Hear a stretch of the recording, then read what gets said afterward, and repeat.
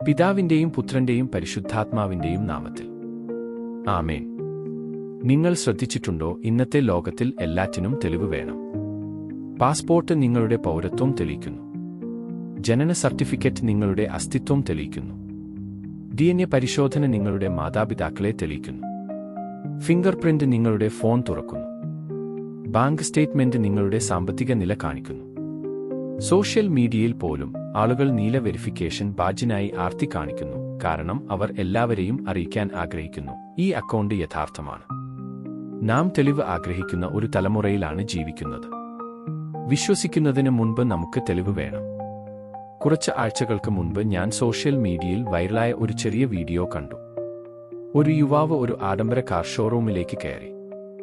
അയാളുടെ വസ്ത്രം സാധാരണമായിരുന്നു. ചെരുപ്പുകൾ പൊടി പിടിച്ചവയായിരുന്നു. ഏറ്റവും വിലകുറഞ്ഞ വാഹനം പോലും വാങ്ങാൻ കഴിയാത്ത ഒരാളെപ്പോലെ അയാൾ കാണപ്പെട്ടു. സെയിൽസ്മാൻമാർ അയാളെ നോക്കി പുഞ്ചിരിച്ചു, പിന്നെ അവഗണിച്ചു. ഒരു സെയിൽസ്മാൻ മാത്രം അയാളെ ബഹുമാനത്തോടെ സ്വീകരിച്ചു. അയാൾക്ക് ഒരു കസേര നൽകി, മറ്റേതൊരു ഉപഭോക്താവിനെയും പോലെ പെരുമാറി. കുറച്ച് നിമിഷങ്ങൾക്ക് ശേഷം ആ യുവാവ് നിശബ്ദമായി തന്റെ ഫോൺ എടുത്തു, മുഴുവൻ തുകയും ട്രാൻസ്ഫർ ചെയ്തു, ഷോറൂമിലെ ഏറ്റവും വിലയേറിയ കാർ വാങ്ങി. അപ്പോൾ മാത്രമാണ് എല്ലാവരും അറിഞ്ഞത്, അയാൾ ഒരു ബില്യണയർ ആയിരുന്നു. പെട്ടെന്ന് എല്ലാവരും അയാളെ അഭിവാദ്യം ചെയ്യാൻ ആഗ്രഹിച്ചു. എല്ലാവരും അയാളുടെ കൈ പിടിക്കാൻ ആഗ്രഹിച്ചു. എന്നാൽ ചോദ്യം ഇതാണ്, ആ ബില്യണയർക്ക് സ്വയം തെളിയിക്കേണ്ട ആവശ്യമുണ്ടായിരുന്നോ? അതോ സെയിൽസ്മാൻമാരുടെ പെരുമാറ്റം അവർ ആരാണെന്ന് വെളിപ്പെടുത്തുകയായിരുന്നു?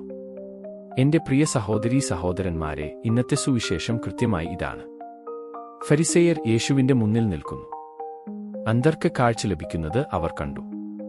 കുഷ്ഠരോഗികൾ ശുദ്ധരാകുന്നത് അവർ കണ്ടു. ഭൂതങ്ങൾ പുറത്താക്കപ്പെടുന്നത് അവർ കണ്ടു. ഒരു റബ്ബിക്കും ഒരിക്കലും പറയാൻ കഴിയാത്ത ജ്ഞാനം അവർ കേട്ടു. എന്നിട്ടും അവർ പറയുന്നു, ഗുരോ, ഞങ്ങൾ അങ്ങയിൽ നിന്ന് ഒരു അടയാളം കാണാൻ ആഗ്രഹിക്കുന്നു, അതായത് സ്വയം തെളിയിക്കുക. യേശു നിരസിക്കുന്നു. എന്തുകൊണ്ട്? കാരണം പ്രശ്നം ഒരിക്കലും തെളിവിന്റെ കുറവായിരുന്നില്ല, പ്രശ്നം തുറന്ന മനസ്സിന്റെ കുറവായിരുന്നു. ഒരു പഴയ പഴഞ്ചൊല്ലുണ്ട്, വിശ്വാസിക്ക് തെളിവ് ആവശ്യമില്ല, അവിശ്വാസിക്ക് ഒരു തെളിവും മതിയാവുകയുമില്ല. ഫറവോനെ ഓർക്കുക, അയാൾ ഒന്നിനു പുറകെ ഒന്നായി ബാധകൾ കണ്ടു, എന്നിട്ടും വിശ്വസിച്ചില്ല. ഇസ്രായേലിനെ ഓർക്കുക, അവർ ഉണങ്ങിയ നിലത്തിലൂടെ ചെങ്കടൽ കടന്നു, കുറച്ച് ദിവസങ്ങൾക്കുള്ളിൽ സ്വർണ്ണ കാളക്കുട്ടിയെ ആരാധിക്കുന്നു. അത്ഭുതങ്ങൾ മനുഷ്യഹൃദയത്തെ മാറ്റണമെന്നില്ല, അനുതാപം മാറ്റും. അതുകൊണ്ടാണ് യേശു അവരെ ഒരു ദുഷ്ടവും വ്യഭിചാരവുമായ തലമുറ എന്ന് വിളിക്കുന്നത്. എന്തുകൊണ്ട് വ്യഭിചാരം? കാരണം പഴയ നിയമത്തിലുടനീളം ദൈവം ഇസ്രായേലിനെ തന്റെ മണവാട്ടിയായി വിളിക്കുന്നു. ഇസ്രായേൽ ദൈവത്തെക്കാൾ വിഗ്രഹങ്ങളെ വിശ്വസിച്ചപ്പോഴെല്ലാം, വിശുദ്ധിയേക്കാൾ അധികാരത്തെ സ്നേഹിച്ചപ്പോഴെല്ലാം, കർത്താവിനേക്കാൾ സ്വയം ആശ്രയിച്ചപ്പോഴെല്ലാം ദൈവം അതിനെ ആത്മീയ വ്യഭിചാരം എന്ന് വിളിച്ചു. ഫരിസേയർ ആഗ്രഹിച്ചത് ദൈവം അവരുടെ പ്രതീക്ഷകൾക്കനുസരിച്ച് പ്രവർത്തിക്കണമെന്നാണ്. മറ്റൊരു അത്ഭുതം കാണിക്കുക, മറ്റൊരു അടയാളം തരിക, എന്നിട്ട് ഞങ്ങൾ വിശ്വസിക്കാം. ഇത് പലപ്പോഴും നമ്മുടെയും പ്രാർത്ഥനയല്ലേ? കർത്താവേ, എന്റെ അസുഖം സുഖപ്പെടുത്തിയാൽ ഞാൻ അങ്ങയിൽ വിശ്വസിക്കാം. എനിക്ക് ഈ സ്ഥാനക്കയറ്റം തന്നാൽ ഞാൻ അങ്ങയെ സേവിക്കാം. എന്റെ ഈ പ്രാർത്ഥന കേട്ടാൽ ഞാൻ വിശ്വസിക്കാം. നാം ദൈവത്തോട് സ്വയം തെളിയിക്കാൻ ആവർത്തിച്ച് ചോദിക്കുന്നു. വിശ്വാസം മറ്റൊന്നാണ് പറയുന്നത്. വിശ്വാസം പറയുന്നു, കർത്താവെ, മനസ്സിലാക്കുന്നതിന് മുൻപ് ഞാൻ അങ്ങയിൽ വിശ്വസിക്കുന്നു. പിന്നെ യേശു പറയുന്നു, യോനായുടെ അടയാളമല്ലാതെ മറ്റൊരു അടയാളവും നൽകപ്പെടുകയില്ല. യോന 3 ദിവസം ഒരു വലിയ മത്സ്യത്തിനുള്ളിൽ ചെലവഴിച്ചു. യേശു 3 ദിവസം ഭൂമിയുടെ ഹൃദയത്തിൽ ചെലവഴിക്കും. യോന ജീവനോടെ പുറത്തുവന്നു. യേശു മരിച്ചവരിൽ നിന്ന് ഉയിർത്തെഴുന്നേറ്റു. ഉയിർത്തെഴുന്നേൽപ്പാണ് ദൈവത്തിന്റെ അന്തിമ ഉത്തരം. ദൈവം സ്നേഹിക്കുന്നുണ്ടോ? ചോദിച്ചാൽ കുരിശിലേക്ക് നോക്കുക. യേശു ശരിക്കും ദൈവപുത്രനാണോ? ചോദിച്ചാൽ ഒഴിഞ്ഞ കല്ലറയിലേക്ക് നോക്കുക. ദൈവം തന്റെ ഏറ്റവും വലിയ അടയാളം ഇതിനകം നൽകിക്കഴിഞ്ഞു. സ്വയം വീണ്ടും തെളിയിക്കേണ്ട ആവശ്യം അവിടുത്തേക്കില്ല. പിന്നെ യേശു 2 അപ്രതീക്ഷിത സാക്ഷികളെ ചൂണ്ടിക്കാണിക്കുന്നു. നിനെവയിലെ ജനങ്ങൾ, ദക്ഷിണദേശത്തിന്റെ രാജ്ഞി. നിനെവേക്കാർ വിജാതീയരായിരുന്നു, എന്നിട്ടും ഒരു മടിച്ചുനിന്ന പ്രവാചകന്റെ വാക്ക് കേട്ട് അവർ അനുതപിച്ചു. ശെബാ രാജ്ഞി ശലോമോന്റെ ജ്ഞാനം കേൾക്കാൻ 100 കണക്കിന് മൈൽ യാത്ര ചെയ്തു. യേശു പറയുന്നു, യോനായേക്കാൾ വലിയവൻ ഇവിടെയുണ്ട്, ശലോമോനേക്കാൾ വലിയവൻ ഇവിടെയുണ്ട്. ചിന്തിക്കുക, യേശുവിന്റെ മുന്നിൽ തന്നെ നിന്നിട്ടും തെളിവ് ചോദിക്കുന്നത്. എന്നാൽ ഫരിസേയരെ വിമർശിക്കുന്നതിനു മുൻപ് ഒരുപക്ഷേ നാം സ്വയം മറ്റൊരു ചോദ്യം ചോദിക്കണം. നിനെവേക്കാർ അനുതാപത്തിലൂടെ തങ്ങളുടെ വിശ്വാസം തെളിയിച്ചു. രാജ്ഞി ജ്ഞാനത്തോടുള്ള തന്റെ ദാഹം ഒരു നീണ്ട യാത്രയിലൂടെ തെളിയിച്ചു. നാം എങ്ങനെയാണ് നാം ക്രിസ്തുവിൻ്റേതാണെന്ന് തെളിയിക്കുന്നത്? കാരണം അതാണ് യേശു ഇന്ന് യഥാർത്ഥത്തിൽ ചോദിക്കുന്ന ചോദ്യം. ഞാൻ ദൈവപുത്രനാണെന്ന് തെളിയിക്കാൻ കഴിയുമോ എന്നല്ല, മറിച്ച് നിനക്ക് നീ എന്റെ ശിഷ്യനാണെന്ന് തെളിയിക്കാൻ കഴിയുമോ എന്നാണ്.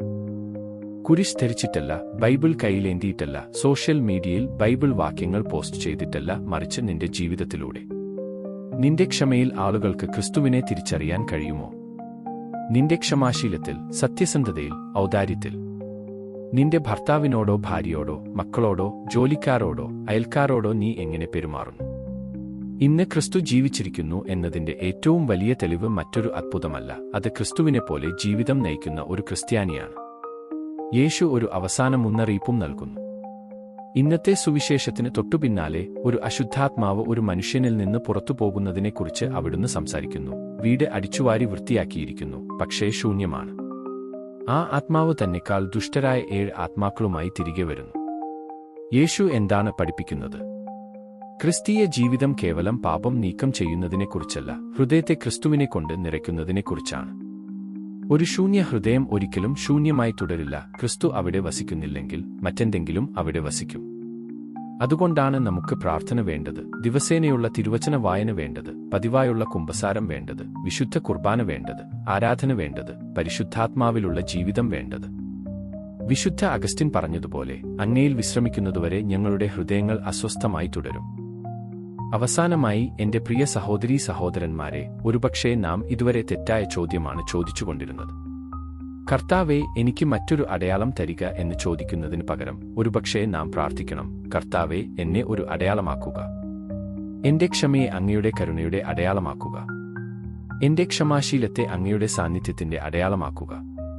എന്റെ ദയയെ അങ്ങയുടെ അനുകമ്പയുടെ അടയാളമാക്കുക. എന്റെ കുടുംബത്തെ അങ്ങയുടെ രാജ്യത്തിന്റെ അടയാളമാക്കുക. എന്റെ ജീവിതത്തെ ആളുകളെ യേശുവിലേക്ക് വിരൽ ചൂണ്ടുന്ന ഒരു അടയാളമാക്കുക. കാരണം ക്രിസ്തുവിനോട് സ്വയം തെളിയിക്കാൻ ചോദിക്കുന്ന കൂടുതൽ ആളുകളെ ലോകത്തിന് ആവശ്യമില്ല. ക്രിസ്തു ജീവിച്ചിരിക്കുന്നു എന്ന് തെളിയിക്കുന്ന ജീവിതമുള്ള ക്രിസ്ത്യാനികളെയാണ് ലോകത്തിന് ആവശ്യം. നമ്മുടെ സാന്നിധ്യത്തിൽ നിന്ന് ആരും യേശുവിന്റെ ഒരു നിഴൽ പോലും കാണാതെ പോകാതിരിക്കട്ടെ. ആളുകൾ ചോദിക്കുമ്പോൾ ക്രിസ്തു ശരിക്കും ജീവിച്ചിരിക്കുന്നുണ്ടോ? ഉത്തരം നമ്മുടെ ജീവിതരീതിയിൽ കണ്ടെത്തട്ടെ. ആമേൻ.